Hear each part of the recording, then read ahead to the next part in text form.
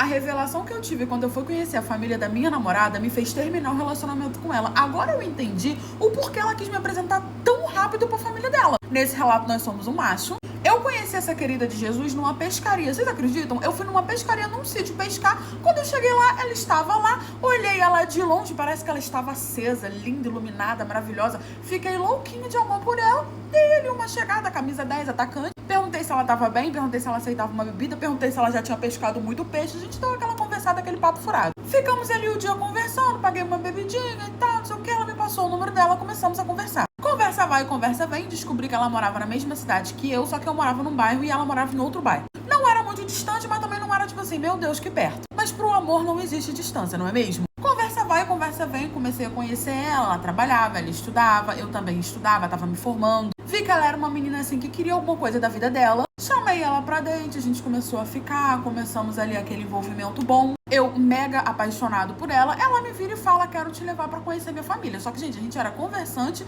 depois a gente foi ficante. Então eu entendi aquilo ali como, tipo assim, me peça em namoro. Aí o que eu fiz? Lindo, bonitinho, comprei uma aliança e pedi ela em namoro, mais ou menos 2 meses que a gente tava ali se conhecendo. Ela já queria me apresentar a família dela, ela ia chegar lá e me apresentar o quê? Esse aqui é meu ficante. Então, né, antes dela me apresentar a família dela, que ela fazia toda a questão, eu não tava entendendo o porquê, eu pedi ela em namoro. Ela aceitou, foi num jantar, tudo lindo, maravilhoso, nós furefamos, estava tudo ótimo, a furefação era ótima, porque é um negócio que tem que ter química, né? Eis que chega o fatídico dia dela querer me levar pra poder conhecer a família dela. Segundo ela, a família dela morava em outra cidade e basicamente a família dela morava numa casa muito, muito grande. Eu não tava entendendo porque ela tava me dando tanto detalhe assim, ela falava isso e piscava pra mim assim, ó, e eu olhando pra cara dela assim, será que ela tá com algum problema no olho? Ela marcou o dia de eu conhecer a família dela, me arrumei lindo, pimpão, passei o meu melhor perfume pra eu poder conhecer o sogro e a sogra e causar uma boa impressão. E aí a gente foi pra casa da família dela. Detalhe, ela morava num apartamento em outra cidade, entendeu? Próximo do bairro onde eu morava. A família dela morava bem longe. E aí a gente foi pra casa da família dela. Quando eu cheguei lá, conte como pra parte 2 depois da blogueira. Quando eu cheguei lá, a gente estacionou o carro e aí a gente foi pra casa. Era realmente num sítio, era realmente uma casa muito grande, parecia aquelas casas de filme, sabe? Aqueles filmes de terror. Era uma casa que você via que era uma casa que foi construída, parecia quase uma mansão, só que uma mansão humilde. Nós chegamos na porta, ela começou a procurar a chave dela. Antes dela abrir a porta, a mãe dela já abriu a porta. A mãe dela abriu a porta, olhou pra minha cara e falou assim, eita, mais um. Aí na hora eu já estranhei, tipo assim, como assim mais um? Será que ela traz muitos namorados aqui? Será que ela teve muitos namorados? Mas não falei nada, dei aquele sorrisinho sem graça, ela também, e a gente entrou. Quando a gente entrou, tava o pai, a mãe dela e 3 irmãos. Ela tinha 3 irmãos homens. Todo mundo me cumprimentou, foi muito educado, tava aquela vibe gostosinha. A gente sentou na sala, a mãe dela trouxe um café, não sei o que, a gente sentado, conversando. Começaram a perguntar onde a gente se conheceu, quanto tempo a gente tava junto e tudo mais. E a gente foi passando ali as informações. Parecia que eles estavam gostando de mim e eu também estava gostando bastante dele. Os irmãos dela também foi super simpático. Até que do nada, eu tava sentada assim, eu vi um homem descendo da escada. Esse homem desce, dá oi pra todo mundo, olhou pra mim, riu e saiu. Tá bom. Não falei nada, eu falei, bom, não conheço, né, vai ver um amigo, né, que ela falou pra mim que só tinha 3 irmãos homens, já os 3 estavam ali, não era irmão. Não falei nada, até porque não sou eu que vou decidir quem entra dentro da casa dos outros, continuei ali, papeando, não sei o que, aí desce mais outro homem do mesmo andar, do segundo andar, que a casa tinha 2 andares.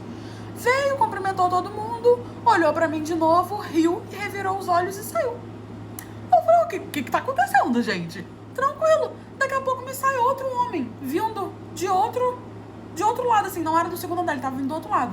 Veio, cumprimentou todo mundo e tal, riu, brincou, olhou pra mim, riu também e saiu. Eu comecei a ficar encucado com aquilo. Eu falei, caramba, tem muitos amigos, né, que vêm na casa deles e tudo mais. E tipo assim, ninguém falava nada. Todo mundo cumprimentava, ria, brincava, a pessoa saía e ninguém falava nada. Quem era? Tipo, ó, esse daqui é o fulano, esse daqui é o ciclano, esse daqui é um primo, um tio, um papai. Mas pareciam ser, tipo assim, todos os garotos da minha faixa etária de idade. Aí eu fiquei pensativo sobre isso, mas não falei nada também. Mais uma vez, tava na casa dos outros, não sou eu que vou decidir quem entra lá. Só que aí eu comecei a fazer uma coisa muito engraçada. Eu comecei a contar quantos homens estavam surgindo, parecendo que tava brotando da terra.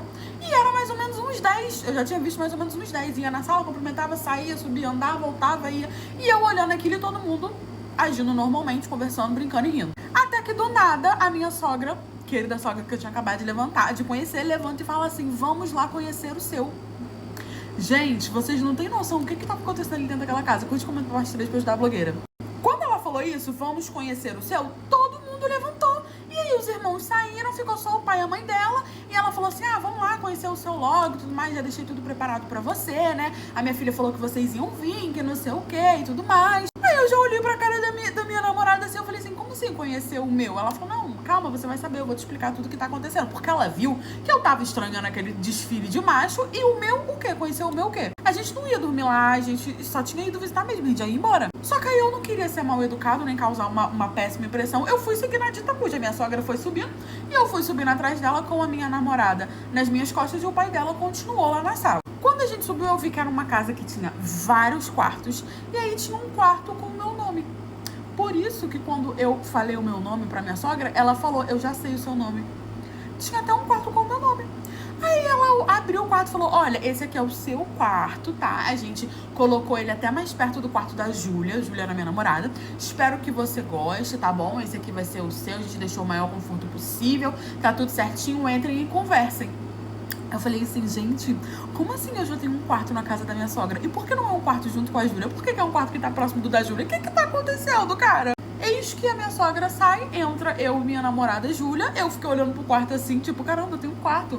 Falei, e aí, querida, você vai me contar o que tá acontecendo? Porque eu não tô entendendo. Aí eu falei, antes de você me contar, deixa eu te perguntar, o que é aquele monte de homem andando pra lá e pra cá na tua casa? Eu não queria falar nada não, mas acho que eu contei uns 10. Eles são o quê? Amigos do seu irmão? Moram aqui? São primos? O que foi?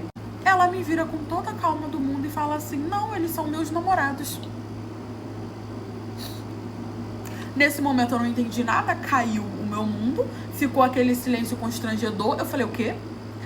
Eu contei 10. Ela falou, você contou errado, é porque 2 deles não apareceram, mas tinham 12. Eu tenho 12 namorados que moram aqui comigo. Eu falei, então eu era o número 13?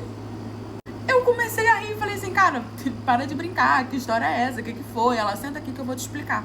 Eu falei, não, tudo bem. E ali ela começou a me contar que ela tinha várias paixões, que ela tinha vários amores e que como ela não conseguia escolher um ou outro, elas simplesmente ficavam com todos. E que era uma regra que todos fossem morar com ela. Basicamente, todo mundo moraria ali na casa da família dela com ela e a família dela. Aí falaram que os pais dela eram super liberais, que os pais dela super apoiavam, que cada uma ali ajudava um pouco dentro de casa, com as contas, com as comidas. E eu me choque olhando assim, ó. Chocada.